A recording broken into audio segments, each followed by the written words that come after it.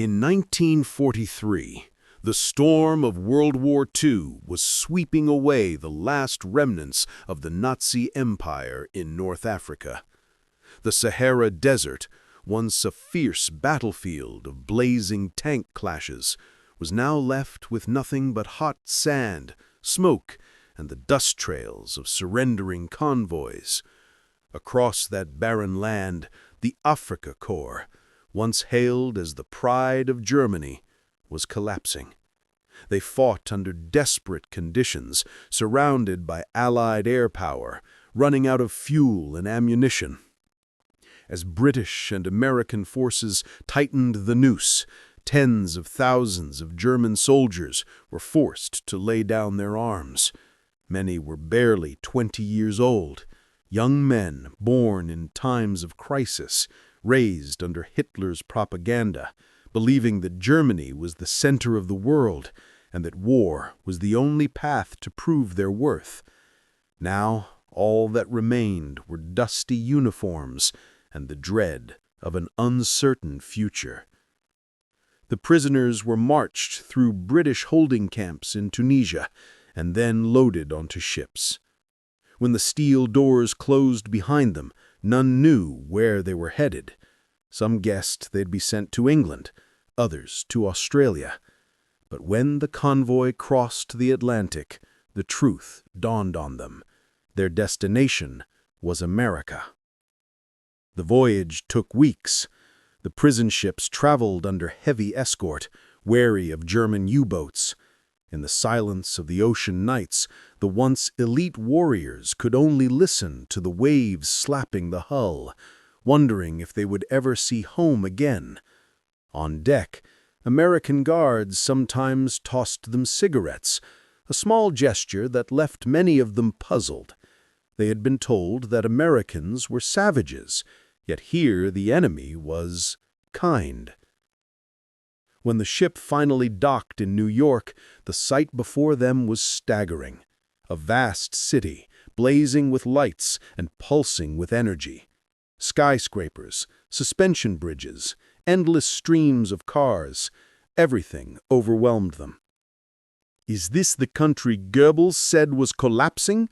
one prisoner murmured. No one answered, but in their hearts a small crack began to form in their once absolute faith in the Third Reich. From New York, the prisoners were herded onto trains bound for the interior. The journey spanned thousands of miles, across rolling fields, rivers, and peaceful small towns. Through the carriage windows, America looked nothing like they had imagined. Farmers plowing fields, children riding bicycles, women laughing in floral dresses. No bombs, no ruins, just a strange sense of order and abundance in a nation untouched by the chaos consuming the rest of the world. At last, the train stopped in a sun-scorched land, Texas. In the distance stood windmills, cactus groves, and prairies stretching to the horizon. The heat soared above 40 degrees Celsius, the air dry and biting, the scent of dust mixed with scorched grass. One prisoner chuckled. "At least it looks like Rummel's desert." This was Camp Hearn, one of hundreds of POW camps built across the United States during the war. Surrounded by barbed wire and watchtowers, the camp was nothing like what they expected.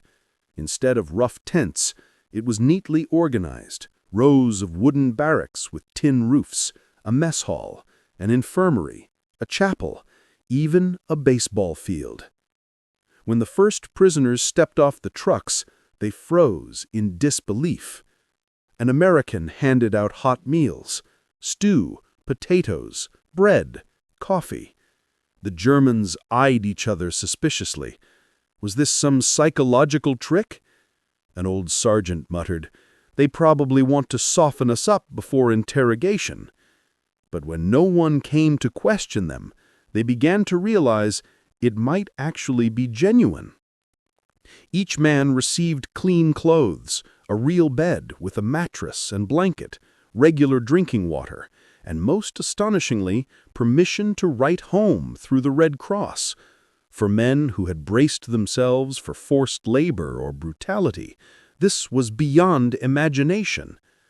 In the early weeks, the American guards kept their distance, following the Geneva Convention to the letter.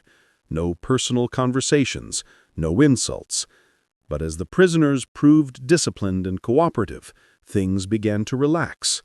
Some Germans, fluent in English, chatted with guards about music, sports, even recipes. Soon, Camp Hearn evolved into a small, self-contained German community in the heart of Texas. They organized choirs, built a theater stage, taught language classes, and even published a camp newspaper called Der Spiegel, the Mirror. Each afternoon, the sound of German classical music mingled with the drone of cicadas and the smell of wood smoke. For many, life there felt strangely peaceful, almost unreal. Yet beneath that calm, homesickness lingered. Some whispered that they felt guilty eating well while their families hid in bomb shelters back in Berlin. Others dreamed of still fighting in the desert. And some began to wonder, if the enemy could show such decency, what had truly driven the world into war? One August evening, as the Texas sky burned red with sunset, a young prisoner sat down to write. "Dearest Mother, I am alive. I am in a strange place where they feed us well and call us Sir. I don't know whether to feel happy or sad, because at times it feels as if I am living in someone else's dream, a dream too peaceful to be real." Such letters traveled thousands of miles across the ocean, tiny fragments of a paradox, the enemy showing more kindness than one's own allies. For the Americans, keeping POWs was not only an act of humanity, but also a test of democracy's ideals. President Roosevelt's administration believed that fair treatment would lead the prisoners themselves to see the contrast between freedom and dictatorship.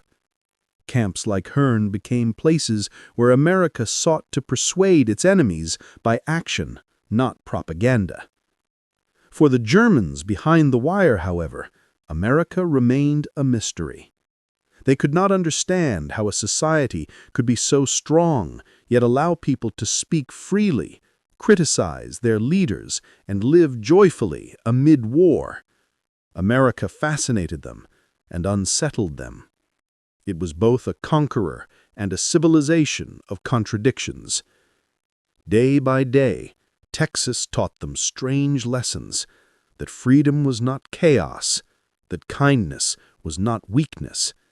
And though none would say it aloud, many began to feel something new, what it meant simply to be human, not just a soldier. They did not yet know that only weeks later they would witness something even stranger than American kindness, an event they mistook for military training, but was in truth a local festival, a rodeo. That sunlit afternoon, amid cheers, dust, and astonished faces, they would experience their first taste of American freedom. And in that moment, through laughter and bewilderment, their journey of discovering the soul of America truly began. The first morning at Camp Hearn unfolded in a light mist before the Texas sun had a chance to scorch the earth with its heat. The wake-up whistle sounded, not the harsh trumpet of a German camp, but a steady tone, gentle enough to rouse everyone from sleep. The prisoners lined up for breakfast in an orderly fashion. Coffee, bread, eggs, sausages, sometimes even fruit, a meal many had never imagined would be served to the enemy. Inside the camp, everything followed a curious rhythm, half military, half civilian. There were strict schedules, roll call, work hours, rest periods. Yet between them were scenes that seemed absurd for wartime. German POWs playing chess under the trees, some practicing the accordion, others kicking a soccer ball with American guards. One young German officer joked, half seriously, "If not for the fences and guards, I'd think this was a vacation resort." Camp Hearn was built like a small village. It had an infirmary, a chapel, a movie theater, and a library with over 3,000 books. The Americans allowed the prisoners to organize classes, form choirs, and even publish their own newspaper, their Spiegel, the Mirror, written, illustrated, and printed by hand. Its pages were filled with poems, jokes, camp news, and satirical sketches about daily life behind the wire. To maintain order, the camp command granted the Germans a degree of self-governance. German officers divided the men into platoons, ensuring discipline, hygiene, and camaraderie. They called their quarters Klein Deutschland, Little Germany. Even in captivity, they clung to the habits of soldiers: polished boots, neatly folded uniforms, spotless dining tables, and formal salutes. Yet, over time, that rigidity softened. As fear faded, curiosity took root. The Germans, raised in a culture of absolute obedience and hierarchy, began to observe how Americans behaved. They noticed guards chatting casually with superiors, officers laughing with enlisted men, and Texas civilians treating even prisoners with kindness. It was a direct contradiction of everything they had been taught under militarism. One prisoner, Franz, a former lieutenant from North Africa, later recalled, "I asked a guard, 'What happens if I disagree with an order?' He smiled and said, 'I can say I don't like it. We call that freedom.' I was silent for a long time. Back home, one sentence like that could put him in prison." Healthy prisoners were sent to work on farms around Hearn. They picked cotton, harvested oranges, mended fences, and helped local families struggling with labor shortages as American men fought overseas. Each was paid in camp script, coupons redeemable inside the camp for cigarettes, coffee, or sweets. At first, Texas farmers were wary, but soon they discovered these Germans were not monsters. They were polite, hard-working, and even humorous. Some families invited them to lunch, communicating through gestures and smiles rather than words. For many POWs, it was their first encounter with kindness untainted by ideology, simple human decency. An old farmer later remembered, "I had 3 Germans working with me. They sang while picking cotton, ate when I ate, and always stopped to help fix my tractor. One day I brought them inside for water. They looked around and asked, 'Don't you keep a gun?' I said, 'No need. I trust you won't run.' They said nothing, but the next day they worked twice as hard." Inside the camp, relations between guards and prisoners slowly shifted from caution to respect. Some Americans taught English by writing on chalkboards, while the Germans taught them a few phrases in return. Small conversations became bridges. They talked about music, sports, and family, the very things that made them human, not enemies.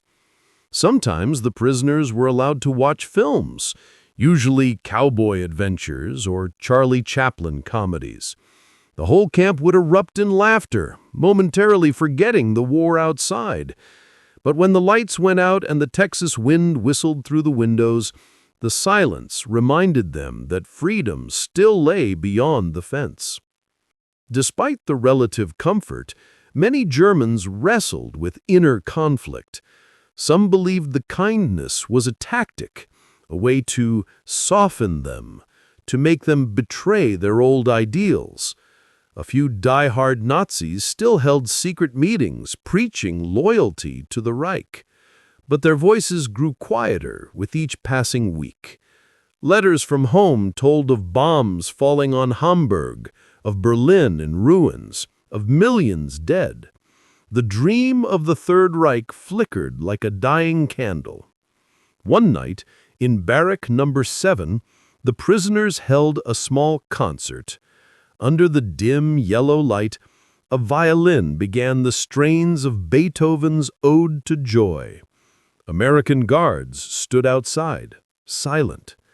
When the piece ended, they applauded. A German whispered, voice trembling, "How strange! We're on opposite sides, yet tonight the music makes me feel there's no border between us." In those quiet, unremarkable days, Camp Hearn unintentionally became an experiment in humanity during wartime. The Americans believed that decency could be a weapon stronger than bombs. They were right. Years later, many former POWs admitted that their time in Texas had changed them, that it made them question everything they once believed about the enemy. Yet, most of them still couldn't quite understand what made Americans so different. They saw freedom, laughter, and a kind of reckless joy, but couldn't define it. Until, one day, something happened in the nearby town of Hearn, a rodeo festival, where people rode bulls, swung lassos, and cheered amid clouds of dust. To the German prisoners, it was an unbelievable sight. And from that moment of astonishment, they would begin to learn their first real lesson about the American spirit of freedom. In the summer of 1944, the Texas sun burned like a blazing furnace. The atmosphere at Camp Hearn buzzed with unusual excitement. The guards were preparing for a special event, the town's annual rodeo festival. The German POWs were allowed to attend under supervision. The news spread through the barracks like wildfire. For many, it would be the first time in over 2 years they'd stepped beyond the barbed wire, even if only for a few hours. That morning, a convoy of trucks carrying prisoners rumbled down the dusty red road, flanked by endless fields. Franz, once a lieutenant in North Africa, sat by the window, staring in quiet wonder at the wooden houses and fluttering American flags. He heard the laughter of children, barking dogs, and cheerful chatter. All those ordinary sounds pierced his heart in an unexpected way. "These people, they're so happy," he murmured. "The war's still going on and they're having a festival?" another prisoner asked. "Maybe that's how they survive," Franz replied, and found himself smiling too. The rodeo ground in the town center was packed. The air smelled of dust, sweat, and grilled meat. American flags waved everywhere, alongside handwritten signs that read, "Welcome POW guests." That single word, guests, made many Germans pause. Guests, not prisoners. They were seated in a separate section on the north bleachers, accompanied by guards, but none held their rifles ready. Many locals brought food, cold drinks, even shook hands. A blond-haired boy ran up to one prisoner, offered a lollipop, and said in a thick Texas drawl, "Hi, mister." The young German, barely 20, bent down, stammered a thank you in broken English, and smiled. The boy smiled back. In that brief exchange amid the crowd's noise, many Germans felt a strange sensation, as if the war were something far, far away. Then the drums began to beat, and the show started. Cowboys rode bucking bulls, lassoed calves, and were thrown to the dirt to wild cheers. To the Germans, it was unbelievable. Sergeant Weber whispered, "That man almost died, and they're laughing." Franz chuckled. "They're not afraid to fail. They treat risk like a game." And in that moment, he realized something profound. Maybe this was America's true strength, the courage to fall and the belief that failure is just a part of freedom. The rodeo wasn't just a contest, it was a lesson in spirit. Americans cheered for the fallen, shouted for the ones who missed, and shook hands with both winners and losers. For men raised in a culture that worshipped absolute victory, this was both confusing and captivating. Then came a moment that silenced the entire arena. A young cowboy was thrown violently off a bull, crashing hard into the dirt. Everyone jumped to their feet, the German POWs too. For a few seconds, the music stopped. Then the cowboy got up, dusted himself off, and waved to the crowd. The stadium erupted in applause, as if he had won. Franz turned to his friend and whispered, "Back home, falling is shameful. Here, they're proud just for trying." His words drifted into the Texas wind, but they reached the hearts of those around him. After the show, townsfolk held a barbecue. They invited the POWs to join the tables, beef, cornbread, cold beer, and country music playing from an old radio. Some prisoners hesitated, unsure whether to sit or stand, until a middle-aged Texas woman smiled and waved. "Come on, boys, eat something. You're guests today." Just those simple words, "You're guests today," seemed to erase the line between two worlds. As the Texas sunset painted the sky red, men who once fired at each other across deserts now laughed together, shared food, and swapped stories. An American soldier sang Lili Marleen in clumsy German, sending everyone into laughter. A German POW replied by singing Home on the Range, his hoarse voice rough but full of warmth. No one cared about the lyrics, they all clapped to the rhythm. When night fell, the POW convoy returned to camp. For a long while, no one spoke. Finally, Weber broke the silence. "If this is the enemy's country, I don't understand. Why they treat us like friends?" Franz answered quietly, "Maybe because they don't need hate to prove their strength. What they have, we've never known, is freedom in their souls." From that rodeo day on, something changed forever in Camp Hearn. The prisoners became more open, less argumentative. They started reading American books, practicing English, and writing letters home about the real America, not the one propaganda had painted. Some wrote, "Our enemies have hearts, and they've made me want to be a better man." For the people of Texas, that rodeo became an unforgettable story. They told their children and grandchildren how, during wartime, there was a day when men from opposite sides of a battlefield laughed under the same sky. None of them knew that years later, when the war was long over, some of those Camp Hearn prisoners would return to Texas, not as captives, but as friends. And one of them, Franz, would carry forever in his heart the sound of laughter amid wind and dust, the moment he first understood the true meaning of freedom. Because sometimes a small rodeo in wartime can be more destiny-shaping than a great battle. After that rodeo, something indescribable changed in Camp Hearn.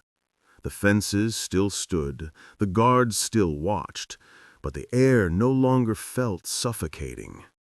In Barrack No. 5, a group of prisoners began holding English lessons. They used old newspapers, scrawled vocabulary on makeshift boards, and practiced pronunciation through American songs. In the woodworking shed, some carved small cowboy horses, gifts for the local families they worked with on nearby farms. Franz became the most enthusiastic of them all. He often helped translate between the POWs and American guards, teaching them simple German phrases, Guten Tag, Wie geht's, then burst into laughter whenever someone mispronounced a word. That laughter spread like sunlight, warm, easy, and genuine, the kind of laughter he had never heard in the German army, where everything was too rigid, too cold. Here people could laugh and not be afraid. One day, while reading an American newspaper, Franz came across a short article titled "Humor in War." It said that laughter wasn't a way to forget pain, but proof that humanity still survived within us. The words struck him deeply. He folded the paper and sat in silence for a long while. That night, he told Weber and a few others, "Maybe that's their strength. They can laugh, even when everything burns. They laugh so they don't go insane." Weber nodded slowly. "We used to think seriousness was strength, but maybe it's laughter that keeps men from becoming beasts." From then on, small plays, concerts, and jokes filled the camp. They performed a parody of Goethe's Faust, where Faust didn't sell his soul to the devil, but just wanted to go home for a slice of German bread. The American guards were invited and laughed until they cried. On some nights, the POWs and guards held comedy nights. One man exaggeratedly imitated Hitler, waving his arms like a clown. The whole camp roared with laughter, laughter laced with irony, release, and awakening. Franz realized that when people can laugh at what they fear, they can overcome it. And so Camp Hearn, once a symbol of war, had quietly become a classroom of humanity. The Americans never forced the prisoners to believe in democracy or freedom. They simply lived it. When they shook hands with a prisoner without contempt, when they shared half a cigarette or half a cup of coffee, when they let the prisoners laugh in their presence without asking permission.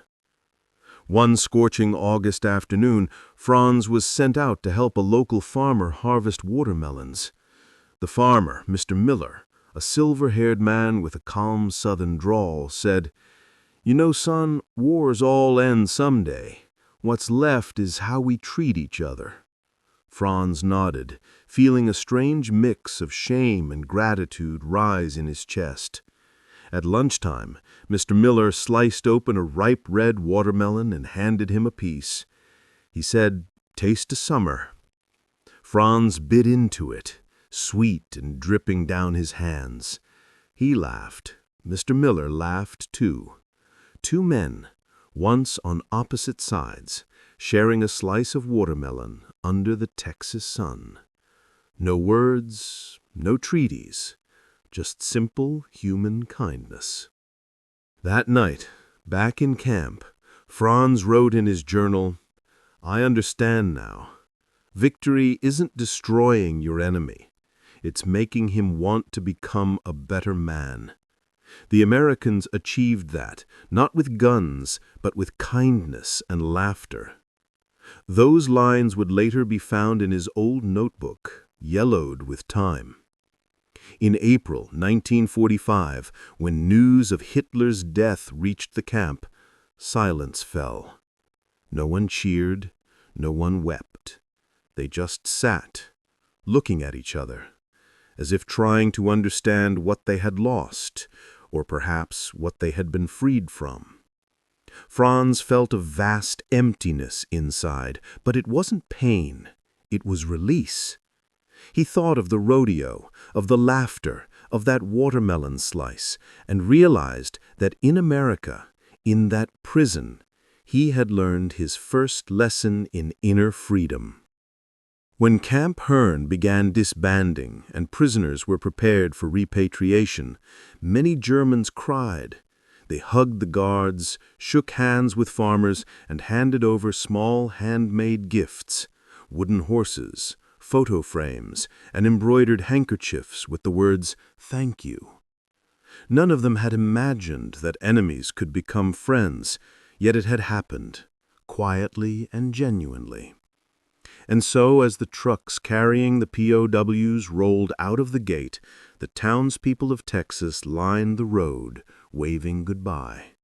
On one of the trucks, someone began to sing, a melody blending German and American tones, discipline and freedom, past and hope. The song drifted into the wind. Freedom is not a flag, it's the laughter that still echoes even after the guns have gone silent. That was the lesson of laughter, simple, profound, and enough to change an entire generation of prisoners.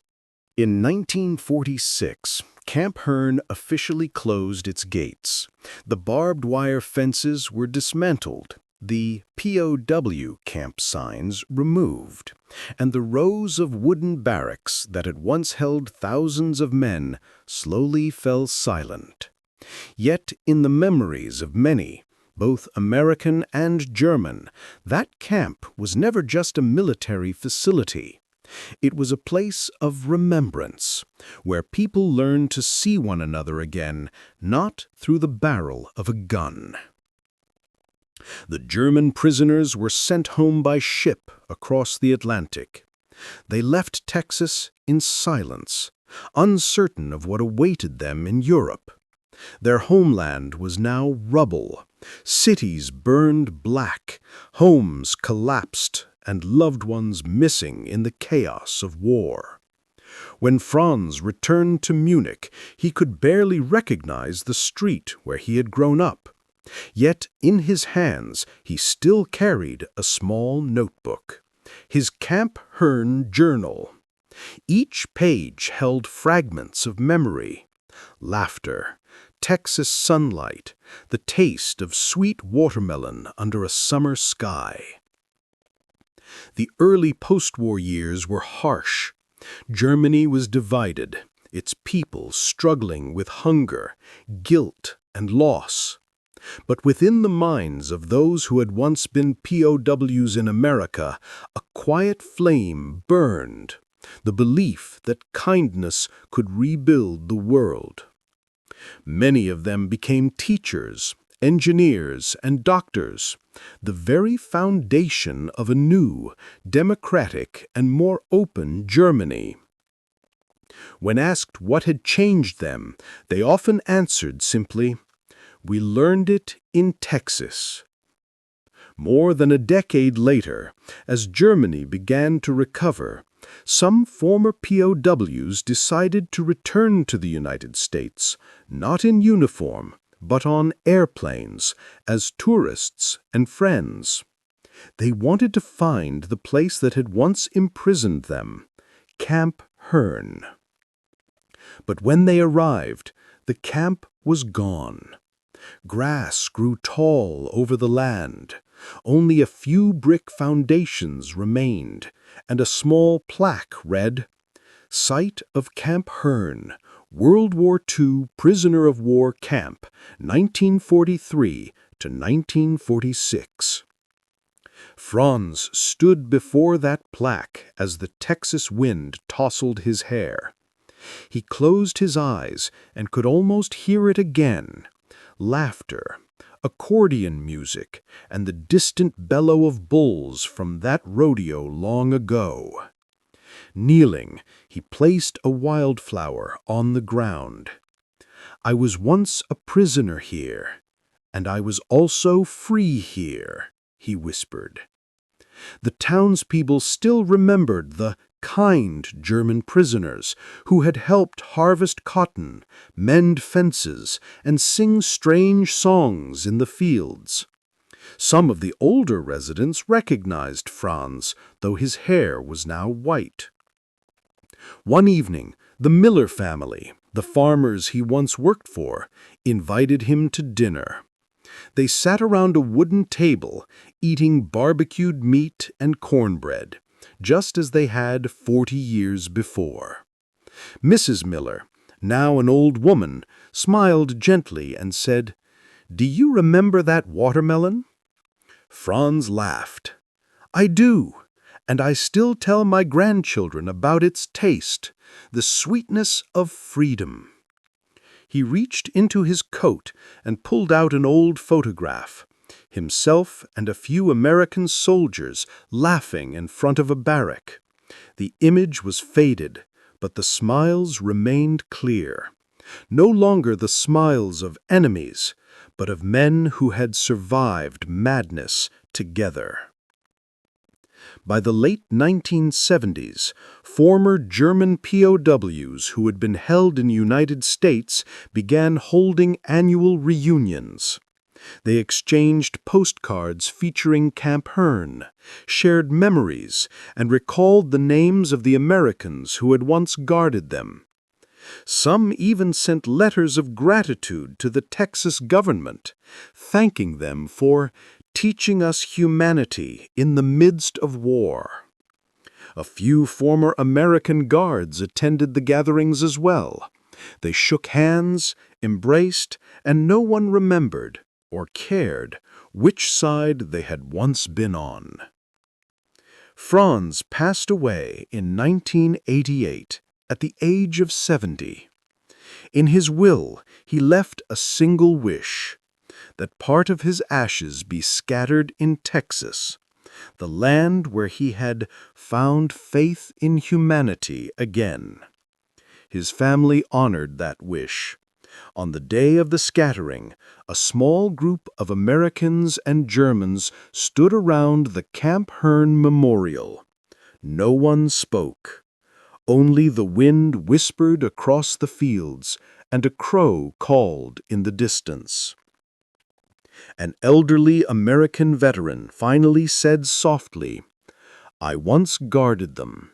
Now I'm laying one of them to rest here. The world is strange, but also beautiful."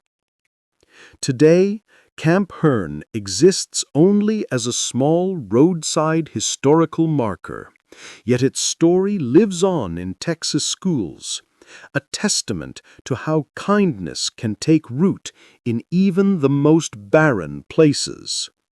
Those who once passed through, guard or prisoner alike, understood that war is not defined only by bombs and battles, but by how people choose to treat each other once the guns fall silent.